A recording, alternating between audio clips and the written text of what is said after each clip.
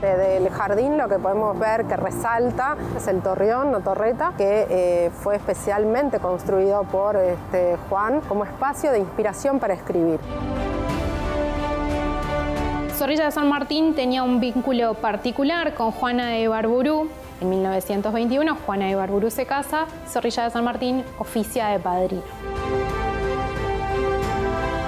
Acá estamos en el salón principal de este taller, que como verás está presidido por el monumento a Aparicio Saravia. Curiosamente, mi abuelo nunca hizo una Artigas a caballo, porque él decía que Artigas era un hombre de la tierra. Esta capilla en realidad se utilizó para casamientos, incluso hijas de Zorrilla se casaron acá. Un hijo de Zorrilla era cura, también lo utilizó. O sea, la capilla realmente se usó con sus fines, ¿no? Con su propósito.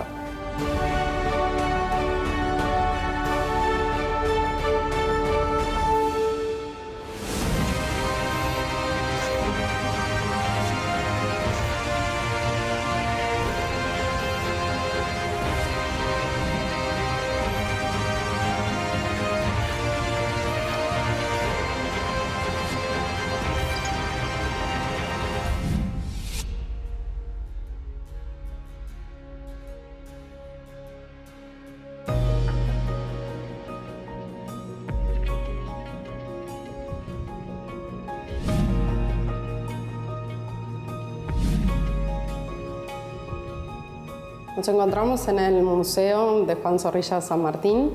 Esta casa fue su residencia de veraneo, su casa de veraneo en realidad. Él y su familia vivían en Ciudad Vieja, en la calle 33 y Rincón, donde hoy se encuentra el edificio Artigas. Zorrilla, en un momento, visitando el barrio, que en ese momento estaba bastante despoblado, se estaba recién empezando a construir, se llamaba Punta Brava. Bueno, quedó enamorado en realidad del paisaje y compró este lote, que en realidad es el terreno del museo y otros más, a Piria, con un costo muy bajo en realidad. Se hizo una primera construcción bastante simple y precaria en cuanto a los materiales. Tenía pocas habitaciones, pero ya había construido el torreón, que era como su espacio de inspiración, para crear, ¿no? su lugar. Y una de las cosas interesantes, o por lo menos más interesantes, que fue realizando en este espacio, en este lugar, fue la modificación del terreno, que fue convirtiendo esto que era todo arena y dunas en un espacio verde lleno de árboles, de plantas, de animales.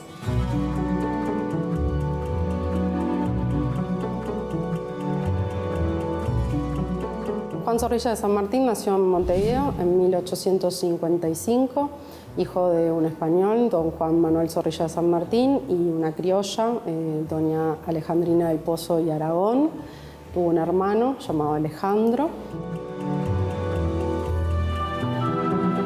De muy chicos, bueno, ellos perdieron a su madre, Juan, cuando tenía 1 año y medio, y fueron trasladados de pequeños a Argentina, a Santa Fe específicamente, a que le impartieran una educación más bien religiosa a través de colegios católicos jesuitas.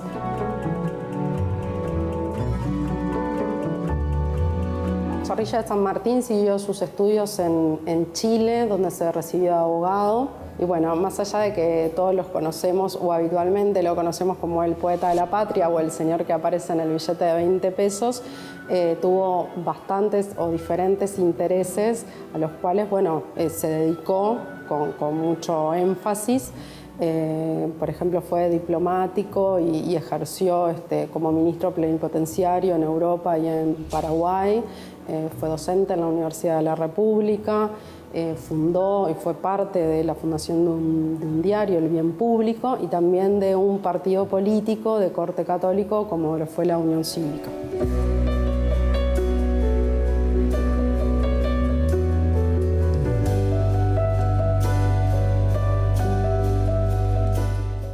esta casa tuvo varias etapas de construcción. Como mencionábamos antes, la primera fue en el 1904, cuando Zorrilla compró el lote, los terrenos, y empezó su construcción, su pequeña construcción, como habitualmente leemos en algunos textos. Y luego en 1921 tuvo la primera gran reforma, que la realizó su hijo José Luis al poco tiempo de volver de España, y fue el que le dio la impronta neocolonial, con el patio andaluz, con los pas de Calais, que vamos a ver en el recorrido tanto de la casa como del jardín.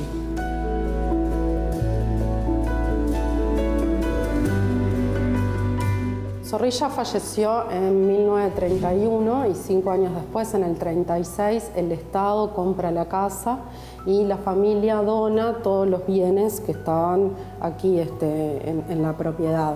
En ese momento también se lo declara monumento histórico, pero para que se abra como museo al público van a pasar algunos años más, y recién en el 43 es cuando se abren las puertas como museo ya público y abierto.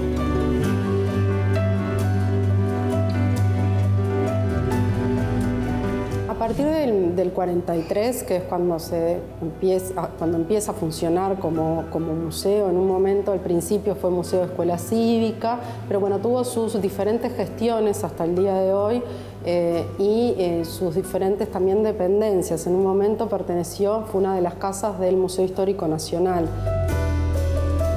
También entre el 96 y el 2012 fue cogestionada a través de un comodato por una comisión de amigos.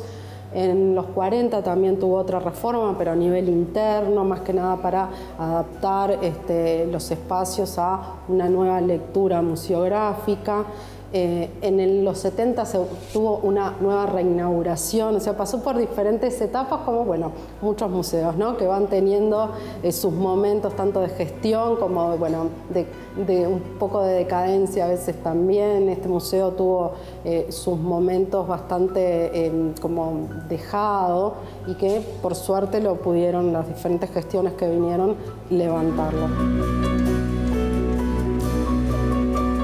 La última gran reforma que se hizo fue en los 2000, que ahí se realizó la sala de exposiciones y un espacio que primero fue una terraza y que después se le hizo un cerramiento, que es donde ahora está la Biblioteca Ombú de Historieta Nacional.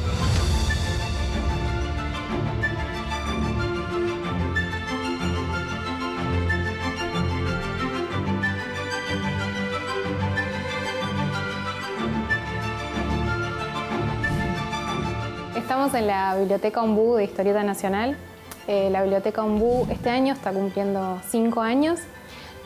Surge en 2015 como una manera también de poder llegar a otro público al museo, poder llegar a aquellos más jóvenes, niños, adolescentes, que por ahí, como buscar un nexo que los conecte con el espacio. Y además también tiene que ver con el auge de la historieta nacional. Uno se pregunta por qué una biblioteca de historietas en este lugar, en este espacio, en un museo de un escritor. Bueno, empezar primero porque se trata también de publicaciones, hay autores por detrás, o sea que el primer vínculo tiene que ver con que es un museo de un escritor, y acá es una biblioteca en la que también hay creadores, hay escritores, hay ilustradores, hay autores. El siguiente es en que la mayoría de las historietas, o las nacionales, surgen o tienen temáticas históricas, surgen para retratar determinados momentos históricos o determinados personajes. Entonces, también tiene que ver ahí con una cuestión histórica de lo que es el relato gráfico, ¿verdad? La Biblioteca Ombú también funciona como la salida del museo, ¿no? Es el museo en otros espacios, ¿no? Entonces, la Biblioteca Ombú participa de Montevideo Comics, que es una de las convenciones de cómics más importantes del país. No solo, ahí es como el lugar específico de los cómics, ¿no? Y después hemos participado en ferias del libro, Feria Infantil y Juvenil del Libro, Feria Internacional del Libro de Montevideo. Y ahí, es una manera también de hacer llegar al museo de esta manera, a través de la biblioteca, a otro público también es otra manera de acercar a un público que por ahí no conoce el museo, agarrarlo por este lado de la historieta y a la vez, bueno, poderle dar información del museo en particular.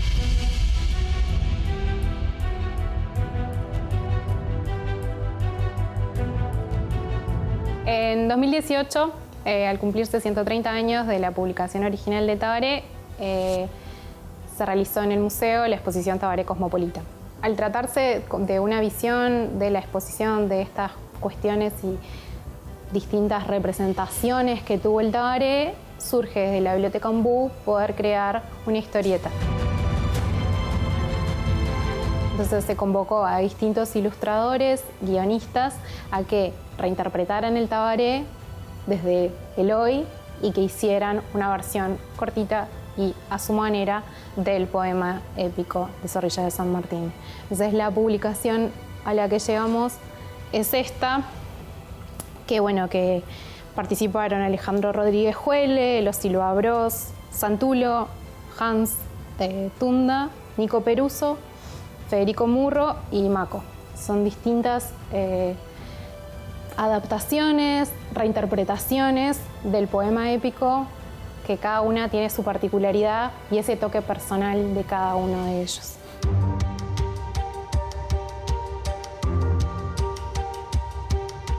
Acá podemos ver distintos ejemplares de Tabaré. Se trata de la primera edición de Tabaré, editada por Barreiro y Ramos en 1888.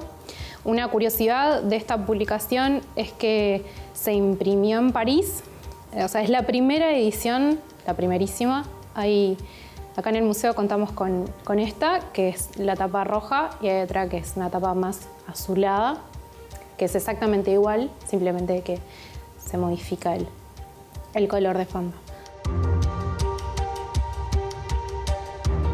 Es una publicación, Tabaré, que Zorrilla se la dedica a su primera esposa, Elvira Blanco. Él empieza a escribirlo en Chile, sigue en el 86, se publica la introducción en El Bien Público, que era el diario que Zorrilla tenía, y es de recién, unos años después, en el 8º aniversario de casados, que él lo termina y se lo dedica y como se lo regala a ella de alguna manera.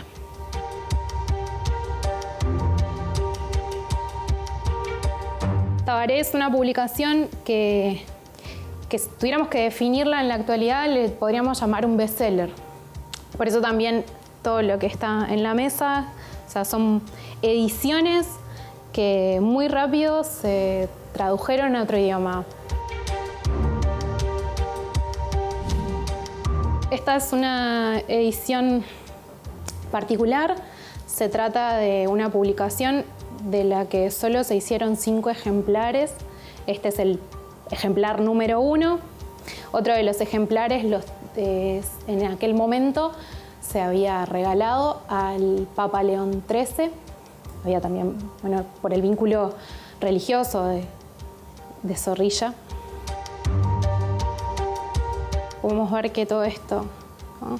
El detalle en oro de la tapa, y acá se ve bien. Dice, de esta obra se han impreso 5 ejemplares especiales sobre papel de Japón numerados en la prensa. Ejemplar número 1.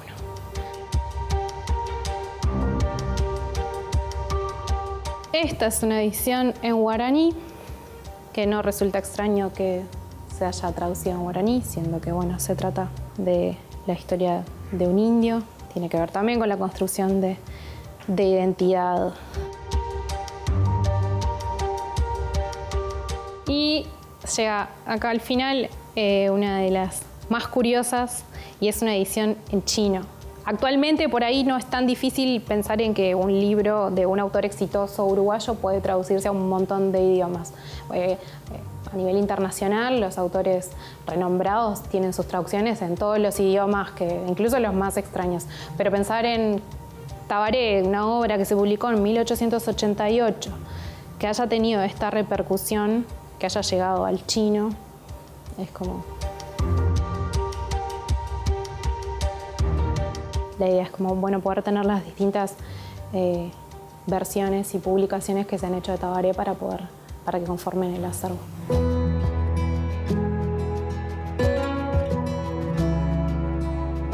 Zorrilla de San Martín tenía un vínculo particular con Juana de Ibarburu, además de con otros escritores de la época, pero en este caso el vínculo era muy especial porque fue el padrino de su boda. En 1921, Juana de Ibarburu se casa, Zorrilla de San Martín oficia de padrino. Años después, en 1927, cuando se publica El Cántaro Fresco de Juana de Ibarburu, ella se lo regala y se lo dedica. Cuando Juana de Ibarburu es nombrada Juana de América, Zorrilla de San Martín vuelve a oficiar de padrino. Es como una segunda boda, digamos, y en realidad él cuando le otorgan en esa ceremonia en el Palacio Legislativo a Juana de Ibarburu, Zorrilla está ahí oficiando de padrino nuevamente, y cuando le da el anillo simbólico le dice que, bueno, que eso significa sus desposorios con América.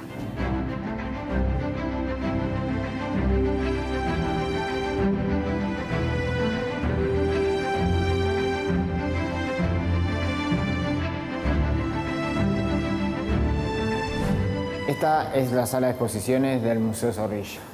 Bueno, es una sala amplia y tiene la particularidad de que tiene mucha luz natural. Tenemos la claraboya y el bow window, que también se puede cancelar si los artistas necesitan más oscuridad o jugar más con la luz, con los focos o con la luz natural. Y aquí en esta sala recibimos muestras a través de aprobación de proyectos. Hacemos exposiciones con curaduría del museo. Recibimos también, la sala aloja muestras de fondos concursables. Ahora después de esta viene una muestra de fondos concursables de Karin Topolansky. Ahora está esta exposición de Federico Ruiz Santiesteban.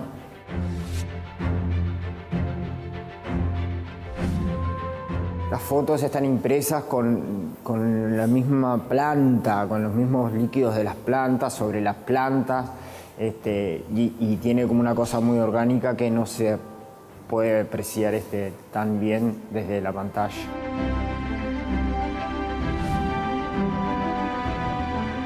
Por la relación que tengo con los artistas, con la obra de los artistas, la parte de tratar de que el proyecto del artista se realice de la manera que él lo visualizó, y articular con el coordinador, con el curador, con la dirección del museo, para que eso suceda. Es bastante intenso, los artistas son intensos, pero es así, muy atrapante.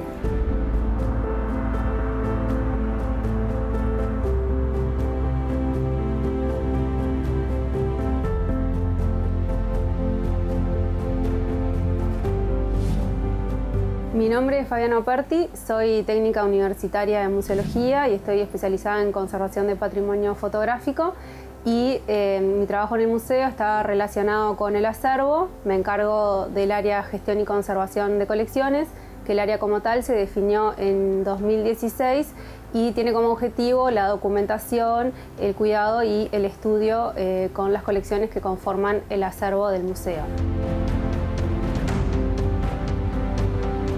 En este momento nos encontramos en la reserva técnica del Museo Zorrilla, que en este lugar se almacenan todos los bienes patrimoniales que no están exhibidos en la Casa Museo, que al ser una casa museo, un museo biográfico, histórico, las materialidades que componen el acervo son bastante diversas, entonces podemos encontrarnos con colecciones textiles, de pinturas, esculturas, fotografías, documentos. Y esto supone un desafío al momento de pensar en la preservación de estos bienes, ya que cada material necesita condiciones distintas. Dado que la mayoría del acervo se encuentra expuesto y exhibido, En este espacio guardamos principalmente el acervo documental y también algunas pinturas que no están exhibidas en la casa. Una de las problemáticas con las que nos encontrábamos es que el edificio, al ser un edificio rehabilitado, o sea que no fue construido con el fin de ser un museo, y a su vez también como es Monumento Histórico Nacional, genera un montón de problemáticas y limitaciones al momento de pensar en intervenciones a nivel edilicio. Entonces tuvimos que encontrar un lugar que se utilizaba como depósito de mobiliario, de insumos, y decidimos acondicionarlo para este fin, que con pequeñas intervenciones a nivel de revestimiento de las paredes, instalación de aire acondicionado, deshumidificador y mobiliario con calidad de conservación, apto para guardar las colecciones, pudimos crear este espacio con este fin de almacenaje.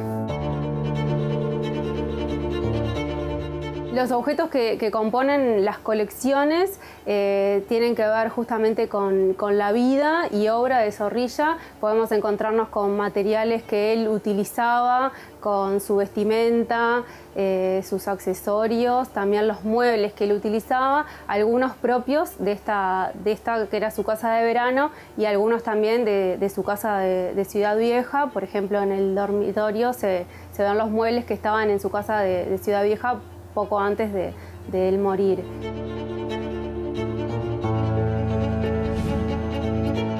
Y también podemos encontrar patrimonio documental, tenemos un archivo fotográfico vinculado a su familia, entorno cercano, a las correspondencias también bastante familiares, pero sí, principalmente son cosas que pertenecieron a Zorrilla y a su familia. Entre los objetos que guardamos acá en la reserva vamos a ver una acuarela que hizo un pintor español que se llama Ulpiano Checa y que es una acuarela de una serie de ilustraciones sobre el poema Tabaré, una de las obras más reconocidas de Zorrilla, y que la hizo por encargo del propio Zorrilla.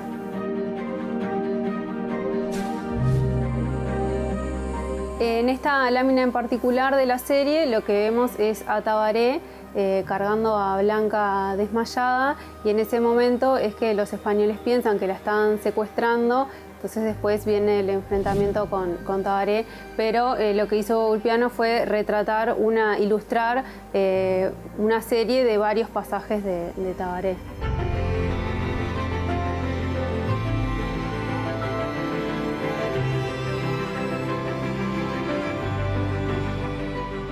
Lo que podemos ver acá es una selección de la colección de fotografías que conforman el acervo del museo. Esta colección tiene alrededor de 1.500 piezas y estamos en proceso de acondicionamiento y de inventario. Y la particularidad que tiene es que están presentes varios de los procesos fotográficos que predominaban a fines del siglo XIX y principios del siglo XX, que es la época en que vivió Zorrilla. Como procesos presentes se pueden identificar placas de vidrio, impresiones en papel de plata gelatina y albúminas, negativos también en soporte de plástico. Lo que podemos mencionar es que los materiales fotográficos son muy frágiles y sensibles por los materiales que lo componen, por su estructura en capas y porque como se originan a través de reacciones fotoquímicas, esto los hace extremadamente sensibles y susceptibles a los agentes de deterioro.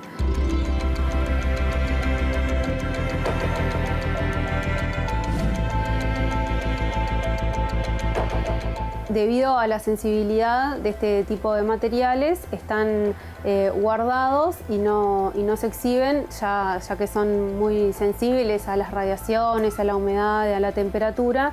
Y entonces en este momento estamos en proceso de digitalización. Hay una parte del archivo, sobre todo lo que son las placas de vidrio, que están digitalizadas y que fueron digitalizadas en convenio con el Centro de Fotografía. Y desde el año pasado estamos trabajando en convenio con el proyecto Anáforas de la Facultad de Información y Comunicación de la Universidad de la República, que tiene que ver con esto de hacer accesibles las colecciones a la ciudadanía y que estén disponibles en línea. Entonces ya tenemos material en la plataforma que se puede consultar en la web.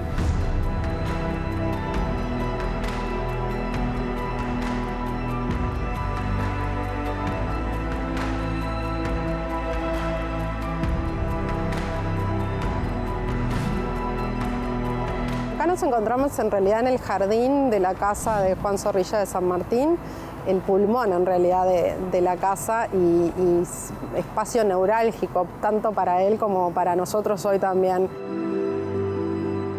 Cuando Zorrilla adquirió el terreno, esto era arena, rocas, dunas, playa, ¿no? O sea, incluso cuando compró el predio y el lote, la Rambla todavía no se había terminado, o sea, la Rambla es del 15 más o menos, y esto el terreno, el lote lo compró a principios del 900, fines de 800, principios del 900, y lo que fue haciendo fue ir trabajando y transformando esa arena en tierra.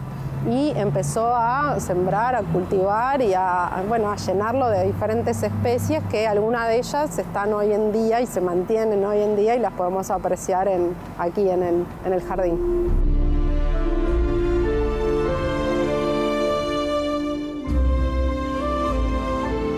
Desde este patio y en realidad desde varios sectores del jardín lo que podemos ver que resalta en la arquitectura de la casa es el torreón o torreta, que fue especialmente construido por Juan como espacio de inspiración para escribir.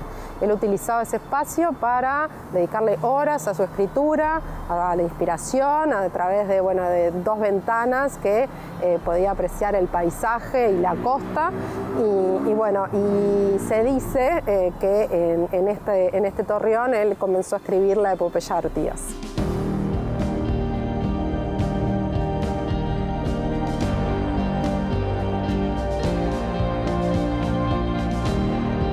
Este es uno de los lugares, por lo menos para mí, más lindos que tiene el museo y el exterior del museo. Y bueno, es un lugar que además utilizamos bastante como escenario para presentaciones de libros, para conciertos, se han hecho diferentes actividades y es un espacio bastante cálido porque, bueno, a diferencia del otro sector que es más abierto, acá también el tema de los árboles y los edificios hacen que sea un poquito más acogedor y es un espacio que también utilizamos muchísimo.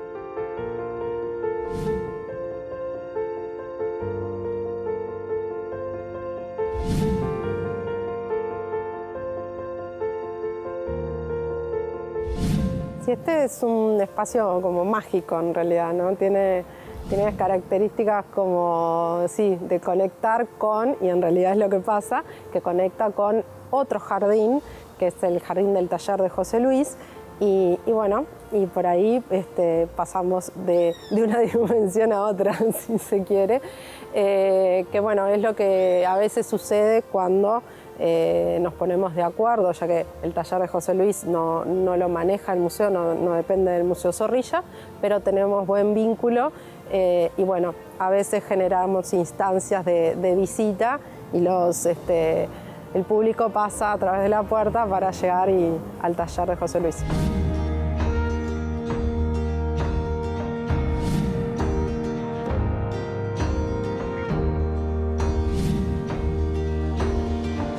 Acá estamos justamente en lo que es el jardín del taller, totalmente separado del jardín del museo. Es un jardín que es continuación, pero son muy diferentes. Si nosotros vemos el estilo, uno es un estilo italiano y el otro es un estilo más sevillano español. Acá fue el lugar donde José Luis pasaba grandes horas, sobre todo más cuando hacía mejor tiempo. Es tan fuerte la atracción que ejerce este jardín cuando la gente lo ve a través de la puerta que comunica, y sobre todo hay que ver la cara en los niños porque son los que más disfrutan. Increíblemente este jardín tiene una especie de magia que los chiquilines se sienten en una película como de Harry Potter, no sé, y además es por supuesto, tiene una función didáctica porque las estatuas que hay acá en el jardín cuentan también la historia del Uruguay, además de ser las piezas que están en piedra que resisten más la intemperie, ¿no? Adentro están más los yesos y acá están las partes en piedra, además de jarrones y muchas estatuas que mi abuelo ponía como ornamento de jardín. Cumplen una función más bien decorativa de jardín, muy inspirado en los jardines italianos.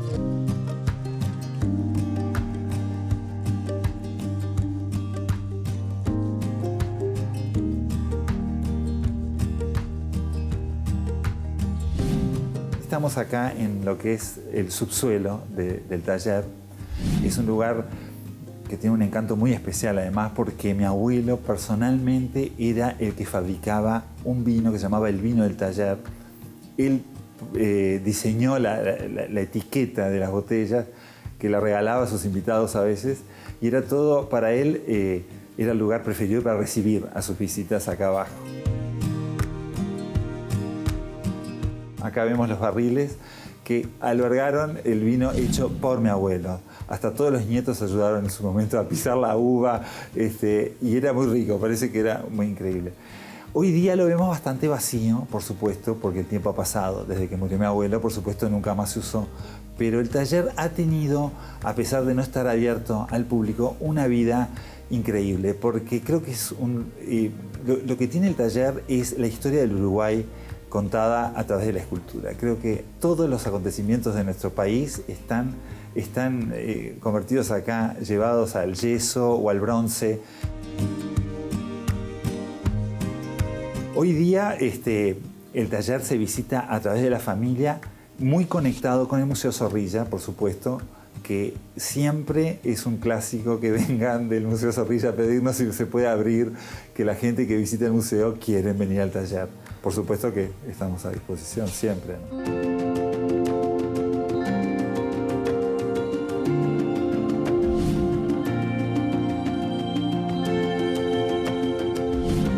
Yo conocí este taller desde muy niño, así que yo desde niño, porque vivíamos juntos en la calle 21 de septiembre, una casa que tenía 2 pisos, él vivía en el piso de arriba y nosotros, la familia nuestra, que llegamos a ser 6 hermanos, papá y mamá, vivimos muchos años abajo. Y era frecuente que viniera de niño, muchas veces caminando, golpear o tocar al timbre. Él bajaba y había siempre con un afecto inmenso, un buen humor terrible, nos invitaba a pasar. Y desde niños hicimos esa visita muy frecuente, porque para nosotros era un enorme placer y estoy seguro que para él también.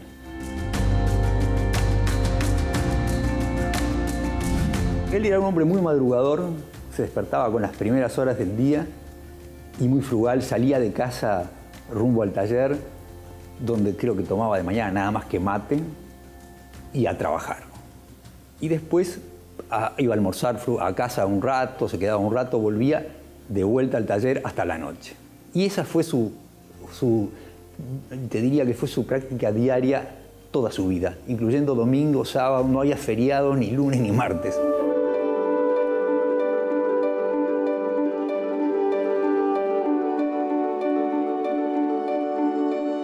Originalmente todos estos campos los compró Juan Zorrilla en una época en que era por un precio despreciable, nada menos que al señor Piria, y don Juan tuvo 16 hijos. Se casó primero con Elvira Blanco, con la que tuvo 6, muere Elvira Blanco, La hermana Concepción lo ayuda a cuidar a sus niños y se termina casando con Concepción, con la que tiene 10 hijos más. José Luis, el escultor, era el varón mayor de la segunda tanda. Entonces don Juan compra estos terrenos y empieza a hacer su casa, su construcción. Y bueno, con esa enorme familia que tenía y el terreno que era grande, le regala a cada hijo un pedazo al lado de donde él deja la casa. Y en el pedazo que le toca a mi abuelo hace su estudio de escultor.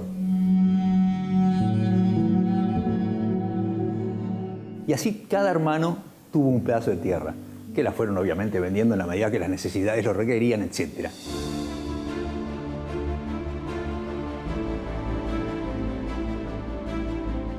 Acá estamos en el salón principal de este taller, que como verás está presidido por el monumento a Aparicio Saravia, que está en una de nuestras plazas, allá donde están Luis Alberto Herrera y Sergio Millán surge de allí. En esta enorme estatua, tú decís, ¿cómo hicieron para sacarla de aquí? Él trabajaba en barro, esa estatua estaba hecha en barro, y después la moldeaba a yeso, que es lo que tú estás viendo ahora, el yeso.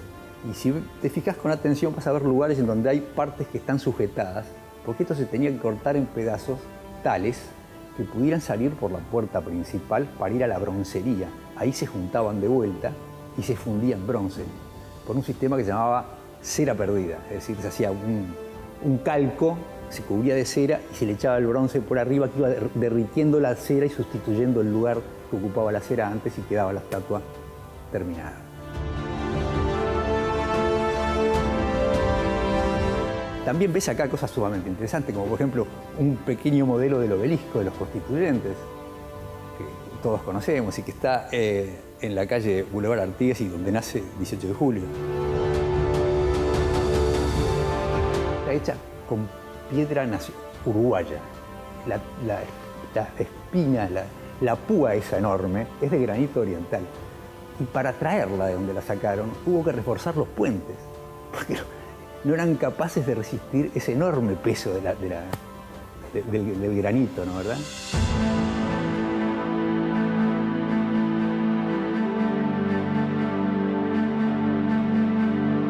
Y la rutina era esa para él y para nosotros, ¿no? O sea, en general llegamos acá, él prendía la estufa esa, que está ahí atrás del Artigas, ponía una caldera de las viejas de lata, en un coso que corría hacia arriba del fuego.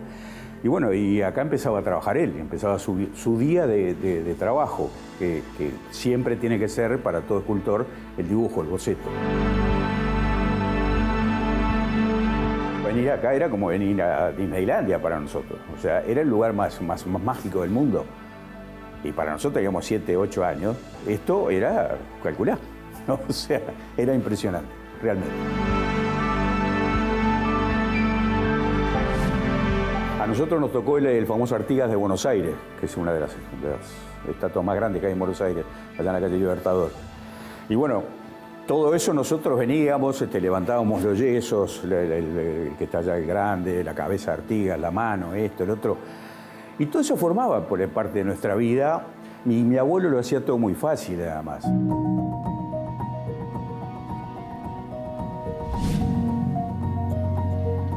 Ese cuadro que para mí es de lo que me gusta más de mi abuelo, tenía creo que 15 o 16 años cuando lo pintó, es un viejo de acá de Punta Carreta.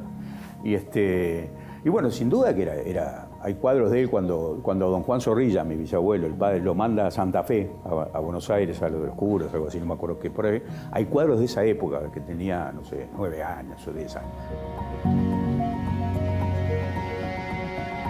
Este es un Artigas de pie. Curiosamente, mi abuelo nunca hizo un Artigas a caballo, porque él decía que Artigas era un hombre de la tierra. Si lo ves por ahí vas a ver que no encontrás un Artigas a caballo de mi abuelo. Era una idea de él, ¿no? Por supuesto que, bueno, la plasmaba en esto. Aquel es un Artigas anciano, es un trabajo interesantísimo de mi abuelo, que es un trabajo antropológico, no sé si se llama así, pero hizo del dibujo aquel único que había de Artigas del francés en Paraguay, hizo todo un trabajo hasta llevarlo Artigas a la adolescencia prácticamente. Son 14 o 16 o 17 dibujos, que realmente es un trabajo muy interesante.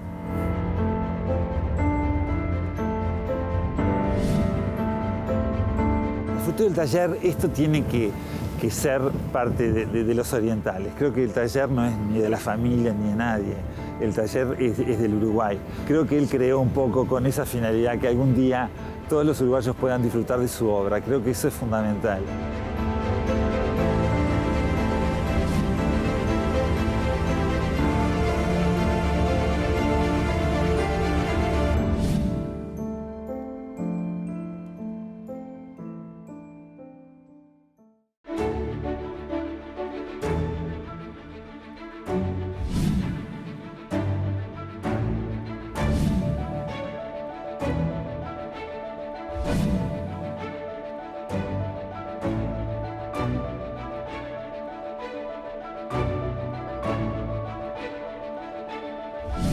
Este es el comedor original de la casa. En realidad es el comedor ya como lo planteó José Luis en la reforma del 21. Es una de las salas que mantenemos casi que tal cual a su momento de uso. Y como el fresco que vemos a mis espaldas, en realidad bueno, era un espacio que se utilizaba para compartir, para reuniones, obviamente que para cenas, almuerzos, comidas, evidentemente, pero era un espacio de encuentro.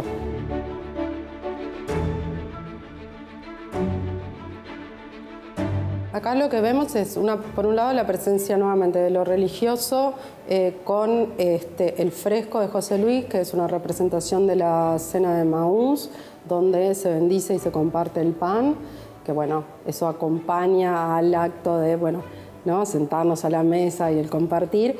Y luego lo que sí tenemos presente nuevamente y reiterado es el escudo con el lema familiar y las siglas de Juan Zorrilla de San Martín que están selladas en las sillas del comedor.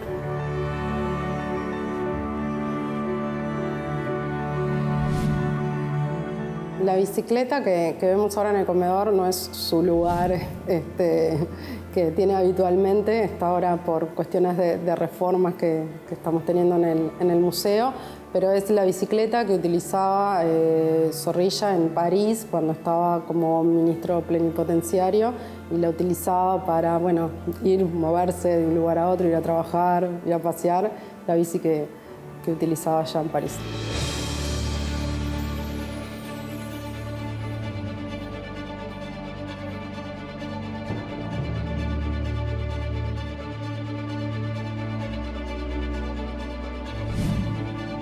Bueno, este espacio en realidad es uno de los espacios que sufrió más modificaciones durante el periodo de apertura del museo desde que está abierto al público, porque en realidad, como bien hablábamos en algunos momentos, esta casa fue teniendo diferentes construcciones, modificaciones arquitectónicas para adaptarse al museo, ¿no? Y a diferentes recorridos que se iban planteando en diferentes épocas.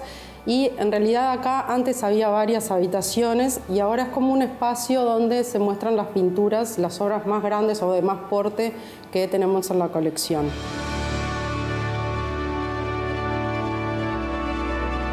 Acá lo que podemos apreciar en realidad son retratos de Juan y pasajes puntuales de una de sus obras más emblemáticas, que es el Tabaré. Tenemos dos pasajes del Tabaré, que es el encuentro de Tabaré con Blanca y la muerte de Tabaré, y dos retratos que le realizaron a Zorrilla de San Martín, uno que se lo realizó su propio hijo José Luis y otro realizado por Garnelo y Alda, que también fue otro de los artistas que hizo una de las representaciones del Tabaré.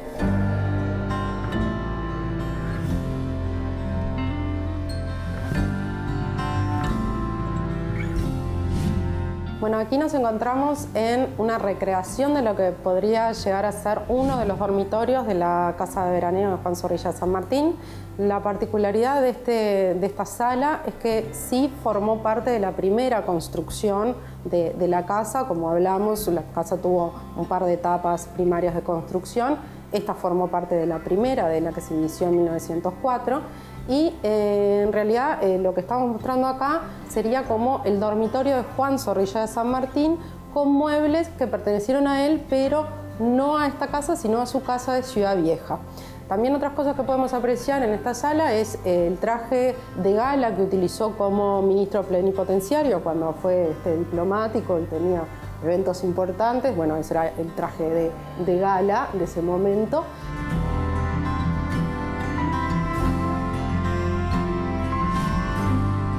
Una de las curiosidades en realidad que podemos hallar o ver o darnos cuenta en realidad en esta sala es el tamaño, la estatura de Zorrilla, que podemos pensar que, bueno, o por verlo en fotografías o por su carácter, ¿no?, de declamador y de orador, pensar que podía haber sido una figura de talla importante, grande, pero no, Zorrilla era muy chiquito, y bueno, eso lo podemos ver en el tamaño de su cama de soltero y en el traje, que ya te da la altura o la talla que tuvo Juan.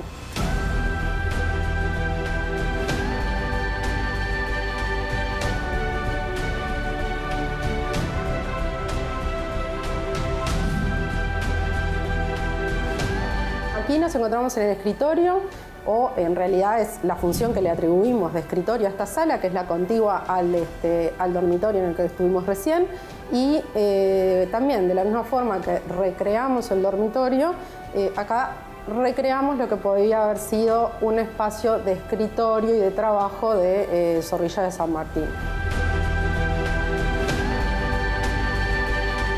En el escritorio, en realidad lo que vemos son también objetos de uso personal y profesional de época y que él realmente utilizaba, como las plumas, bueno, los secantes, el tintero, un mate. Suponemos que por algunos documentos y referencias que tenemos que tomaba mate y porque pertenecía como objeto a él mismo. Y bueno, una placa donde se menciona que era abogado, porque bueno, como mencionamos, Zorrilla tuvo varias profesiones y facetas, y bueno, y algunos elementos como más decorativos y artísticos, como algunas piezas escultóricas o bocetos de esculturas de su hijo José Luis. Aquí, al igual que en el dormitorio, tenemos otra curiosidad y también que viene acompañada con una anécdota, que es el pajarito Martín. El pajarito Martín, suponemos que es realmente el pajarito Martín, que fue un gran compañero de Juan y que, bueno, él estaba suelto, él no estaba enjaulado todo el tiempo, sino que andaba libre y cada tanto volvía a su jaula o se paraba en el hombro de Zorrilla. Y lo que cuentan las historias es que a la semana de que murió Zorrilla, el pajarito también se fue a acompañarlo en el más allá, suponemos. Y bueno, y acá tenemos a Martín embalsamado.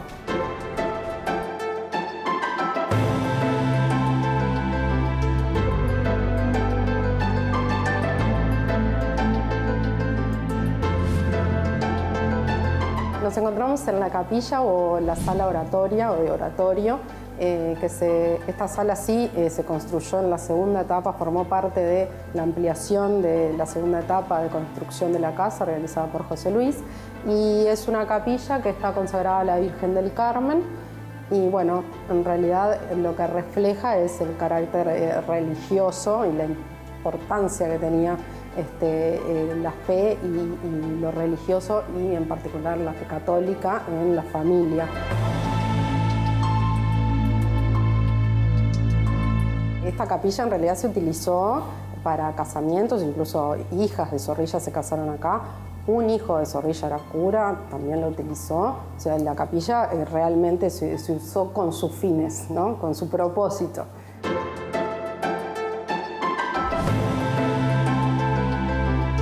Estas columnas pertenecen a la sala de la capilla y son columnas de las misiones jesuitas que le fueron regaladas a Juan como parte de agradecimiento y luego de haber realizado su misión diplomática en el Paraguay.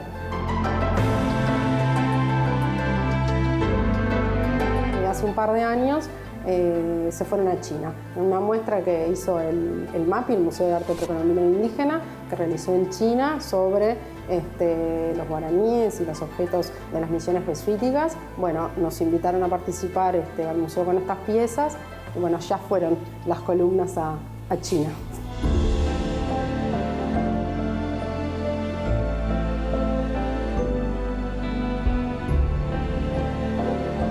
Hablar del Museo Zorrilla es hablar de pasado, de presente, de futuro, de conectar el pasado con el presente, de conocer a una figura que tenemos o como que la tenemos presente con ciertas características, pero que queremos mostrar otras, donde se muestran otras facetas de él, no solo las de escritor, pero además es un espacio de diálogo, es un espacio donde se muestra y se conserva su vida, su obra, sus costumbres, pero también se dialoga con artistas, se realizan diferentes tipos de actividades y se trata de conservar un edificio que además de tener sus propias características y su propia impronta, tiene su relevancia dentro de un barrio, dentro de un espacio que, bueno, que fue modificándose en el tiempo con otras construcciones, con edificios que lo rodean, pero que queda como este pulmón con estos árboles, con esta construcción, con el taller de su hijo José Luis al lado, con la casa Montero Bustamante también lindera, y se genera ahí como un complejo patrimonial que, bueno, que tiene gran valor y que es de un interés muy importante para toda la comunidad, para todos.